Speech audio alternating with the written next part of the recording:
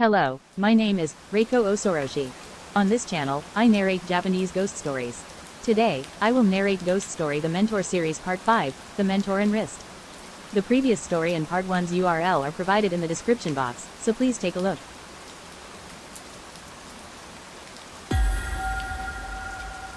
The Mentor and Wrist. I see. It's the wrist, huh? Yeah, the wrist. I heard that story during the summer of the year we met. So, what's up with your wrist?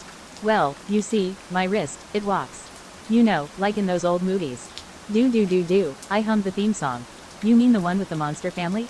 So, where does it walk? Inside my room. In that case, I'm heading back. My senior's room had no air conditioning.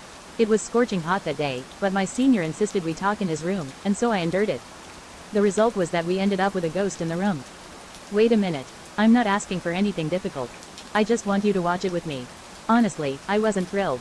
My desire to avoid this stuffy space outweighed any curiosity to see whatever it was. I was getting increasingly impatient, and my senior continued to speak. Hey, don't make that face, please. I'm in trouble here. My eyebrows twitched in surprise. Unbelievable. I didn't expect that. My senior was in trouble. And I was going to help him. Okay, if you put it that way. I was simple like that. That night, at my senior's apartment.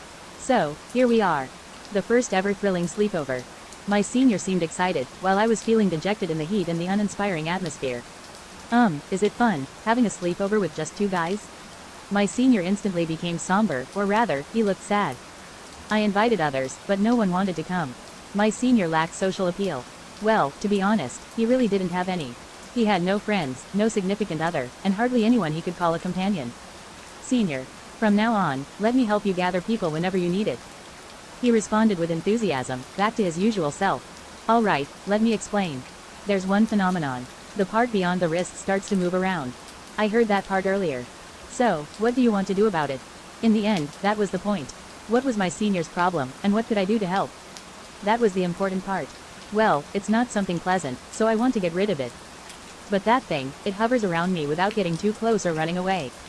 I imagined it. My senior chasing desperately after the wandering wrists while they eluded him in the room.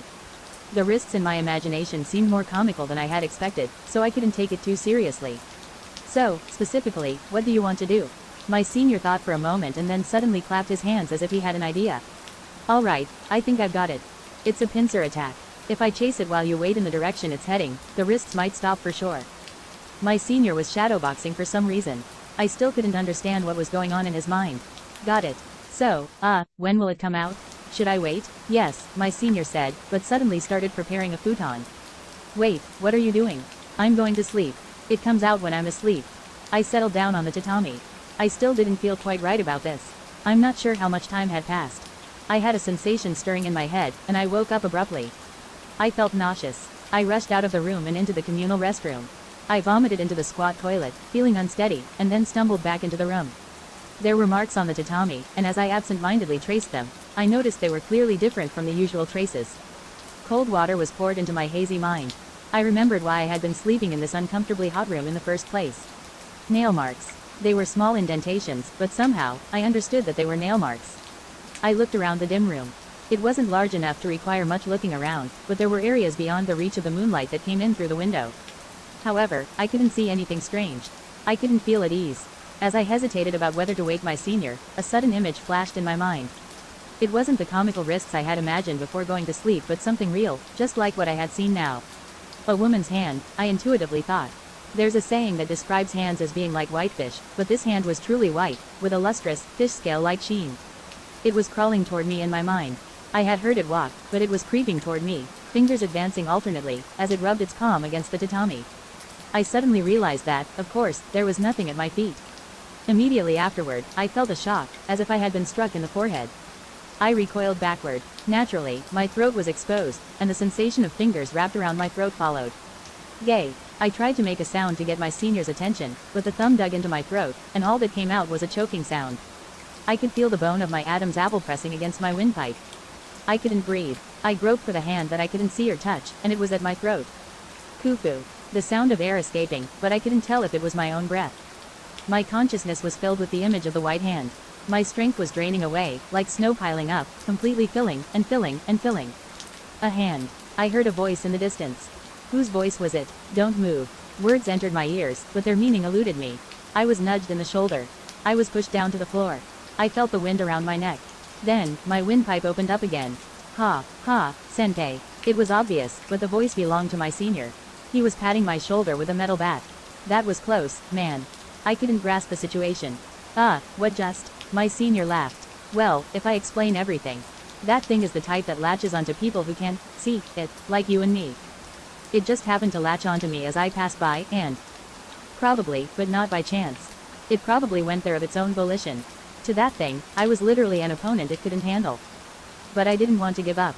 So, it kept circling around me. Ah, I see now.